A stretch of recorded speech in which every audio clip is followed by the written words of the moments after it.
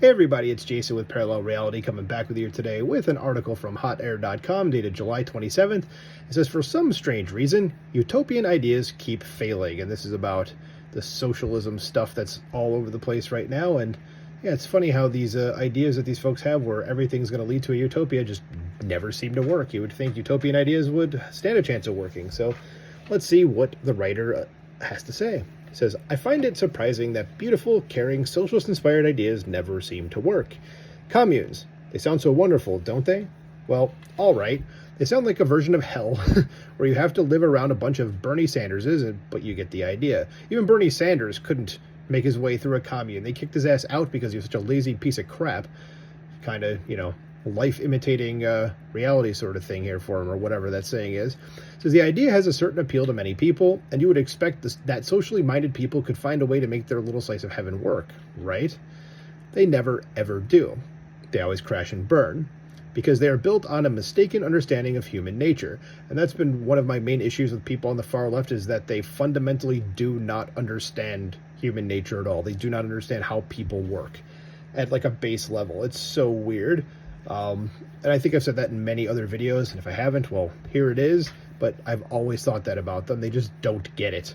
So if closed communes don't work, what happens when some socialist-minded activist tries to implement his ideas, hoping that everybody will join him once they realize how wonderful they are? The collapse is even more rapid. Let me introduce Minneapolis' own Postmodern Times, I know about this. A restaurant that took a stand during Operation Metro Surge by removing prices from the menu and implementing a pay-what-you-can model. I'm going to let everybody just try to figure out what happened at this restaurant because of that. So somehow they thought this was a stunning and brave move to fight back against ICE, because leftists are retarded. Says already that tells you all you need to know about their reasoning ability. I can't see the connection, but then again, I am a dirty capitalist pig, so you wouldn't expect me to. And I know that's coming from the author, but I would say the same thing about myself, and that's how these people would see me. And the Minnesota Star Tribune, which is a far-left rag, says the Postmodern Times took prices off the menu, and neighbors say they paid a price. Gee, what could that price have possibly been? Let's go keep reading and find out, because I do not know. It says originally they promised to follow this policy until Metro Surge ended, but in March, they proudly announced they would continue it indefinitely. Shockingly, well, this is where you see Fry from Futurama, that gif that says, I'm shocked. Well, not really shocked, or whatever it is. So shockingly, it has been a total disaster for everyone involved, except for those who dined and dashed with permission. Because you get to do that here because there's no effing prices. As many of whom were, of course, homeless drug addicts who spent their days harassing neighbors. Good clientele you're going for there. That was always going to happen.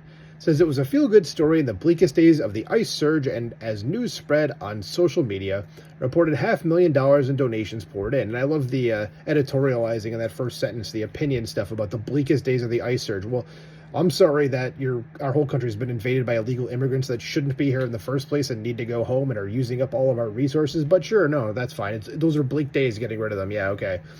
Continuing on, it says, enough money for owner Dylan Alverson to keep running his restaurant on donations and goodwill. But donations ran low, and so did neighborhood goodwill. Alverson announced Friday that the restaurant is closing for a few weeks, starting Sunday, while he hammers out a new business model. Yeah, how about people pay for the things you make? That's literally all you need to do, buddy.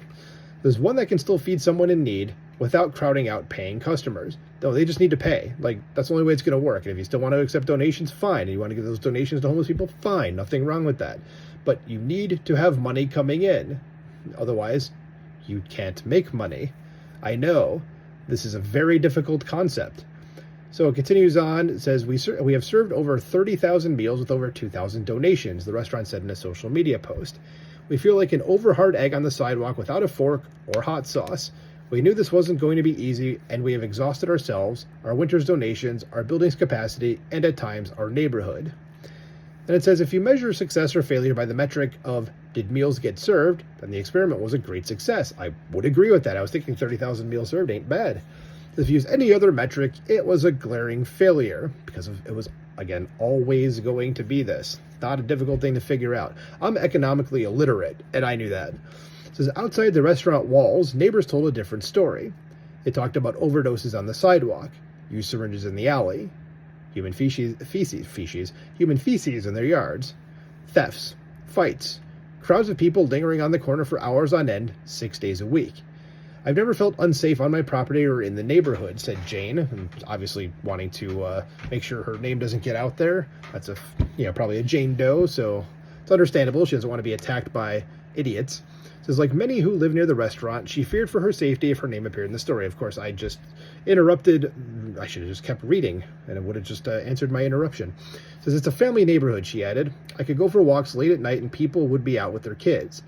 Now, with the decision that's been made by Modern Times, for the first time, I don't feel safe. This Postmodern Times was widely praised in the media when it began its experiment, but any sane person could have predicted, and many did, that it was a disaster waiting to happen. And it's like, why praise? Like, you could say to somebody like, yeah, your intentions are good, but this is not going to work.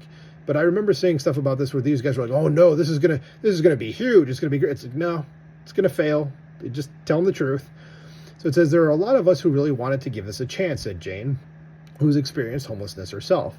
But she's a survivor of domestic violence who now navigates catcalls on her walk home.